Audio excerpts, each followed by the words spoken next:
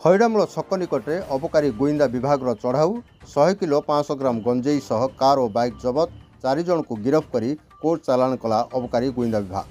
ଗଞ୍ଜେଇ ଚୋରା ଚାଲାଣ ହେଉଥିବା ବେଳେ ବ୍ରହ୍ମପୁର ଅବକାରୀ ଗୁଇନ୍ଦା ବିଭାଗ ଖଲିକୋଟ ଥାନା ହଇଡ଼ାମୂଳ ଛକ ନିକଟରେ ଚଢ଼ାଉ କରି 100 କିଲୋ 500 ଗ୍ରାମ ଗଞ୍ଜେଇ ସହ କାର ଓ ବାଇକ୍କୁ ଜବତ କରିଥିବା ବେଳେ ଏଥିରେ ସମ୍ପୃକ୍ତ 4 ଜଣଙ୍କୁ ଗିରଫ କରିବାରେ ସକ୍ଷମ ହୋଇଛି।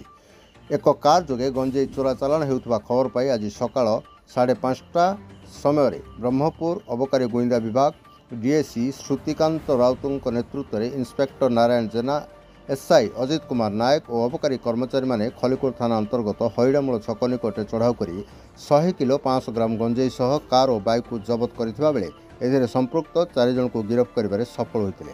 ଗିରଫମାନେ ହେଲେ କୋଦଳା ଥାନା ଅଞ୍ଚଳର ଦୀପୁ ପ୍ରଧାନ, କନ୍ଧମାଳ ଜିଲ୍ଲା କୋଟଗଡ଼ ଥାନା ଅଞ୍ଚଳର ନିପର ପ୍ରଧାନ, ଲିବିଆ ପ୍ରଧାନ ଓ କାର ଡ୍ରାଇଭର ହାରିବନ୍ଧୁ ନାୟକ ବୋଲି ଜଣାପଡ଼ିଛି। ତେବେ ଜବତ ଗଞ୍ଜେଇର ଆନୁମାନିକ ମୂଲ୍ୟ 20 ଲକ୍ଷ ଟଙ୍କା ହେବ ବୋଲି ଅବକାରୀ ଗୁଇନ୍ଦା ବିଭାଗ ଡିଏସି ଶ୍ରୁତିକାନ୍ତ ରାଉତ ସୂଚନା ପ୍ରଦାନ କରିଛନ୍ତି। ସେପଟେ ଚୋରା ଗଞ୍ଜେଇ ଚାଲାଣ ଅଭିଯୋଗରେ ଗିରଫ ହୋଇଥିବା ଦୀପୁ ପ୍ରଧାନ, ନିପର ପ୍ରଧାନ, ଲିବିଆ ପ୍ରଧାନ ଓ କାର ଡ୍ରାଇଭର ହାରିବନ୍ଧୁ ନାୟକଙ୍କୁ ଅପରାହ୍ନରେ କୋର୍ଟ ଚାଲାଣ କରାଯାଇଥିବା ଜଣାପଡ଼ିଛି। ଗଞ୍ଜାମ ଖଲିକୋଟରୁ ପ୍ରଦୀପ୍ତ କୁମାର ସାହୁଙ୍କ ରିପୋର୍ଟ, IOI ନ୍ୟୁଜ୍।